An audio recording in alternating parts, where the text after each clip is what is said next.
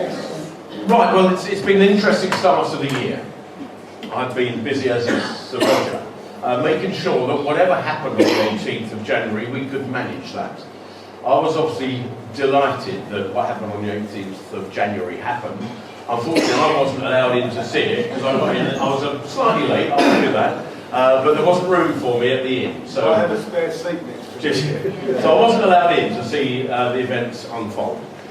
Now, there was a lot of threat before that meeting by certain leaders of the council, saying that if this doesn't go through, we'll be thrown to the wolves of the National Secretary of State and his department. We'd have to take more houses here, there and everywhere, the green spaces would be destroyed, and we have to accept on that basis that Manston's future was finished. The Avia report was a gold standard, and that we can start to develop Manston as a new housing estate.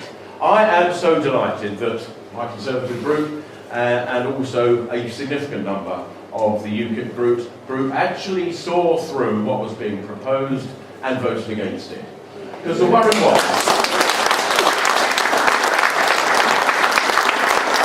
we all know that a DCO would have trumped whatever happened on that local plan, but the fear would have been that had it been redesignated away from aviation to mixed use, it would have instantly inflated the value, possibly to unacceptable levels in the future. That was my great worry. So we're out of that, and as Tony said, the EC4 designation of the airport, the old designation, while we have no local plan, still stays the same, and that is very, very powerful.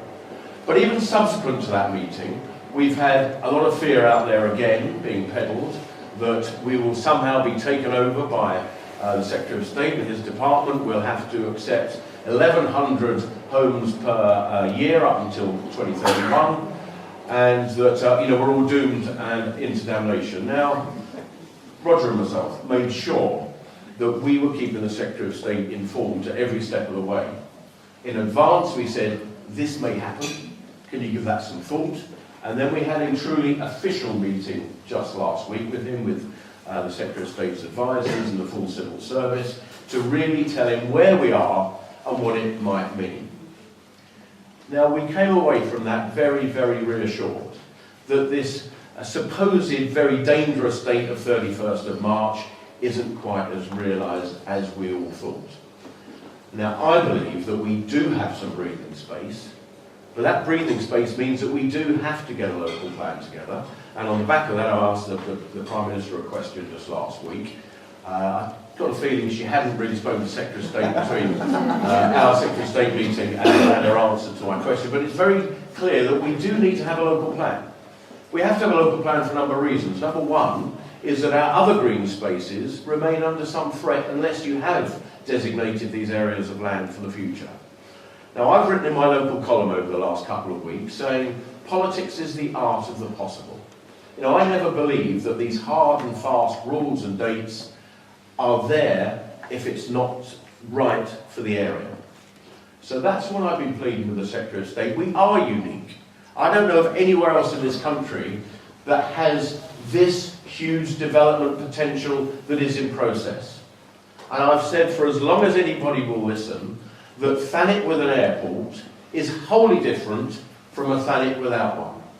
And it's just unfortunate that we've had to comply with these local plan timings that doesn't fit with this major event, which to me is one of the most exciting things that Thanet can have, exciting for the South East, exciting for Britain's future. So we've come away very, very encouraged that we do need a local plan, that we should be advancing that local plan. I don't quite know by whom at the moment, because the council is in some flux. And that local plan at the moment should be Manston as an airport, and will simply be 2,500 properties light at the moment for the local plan. And then we offer by way of almost an IOU into the future that we'll find the space, if necessary, for the 2,500 extra houses. But I've been taking bets on every platform I've been speaking on. I don't much care if the local plan says 12,000 houses, 15, 20, 25, or even 30. Because I'll take a bet with anyone in the room, by 2031, we won't even be building 10,000 houses, let alone these Mickey Mouse figures of 20. That is the reality of what a developer would be willing to build and what people would be willing to buy. So I'm not that worried about housing numbers, but I believe that we've secured enough breathing space for a short time that will see us across the application to the DCO application to either be accepted or not, and then we'll know exactly where we are. But we do need some political will over this next couple of months. I don't know when that's going to develop. Will that be a Conservative group working with some of the Kipper group? Will that be the Kipper group coming back together? I know not. That's beyond, I'm persuasive with people, but it's not in my control.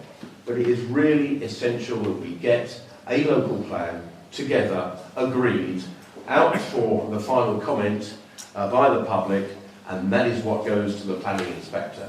And then Roger and myself, again, can get involved and say, yeah, it's deficient by 2,500 houses, but don't worry, this is the right plan for Thanet. So that's where we are on the local authority side of things. You're all involved with the various factions on the local council. I would recommend all of you start knocking some heads together and say, this is what Thanet needs now, and let's work together to achieve it. Thank you.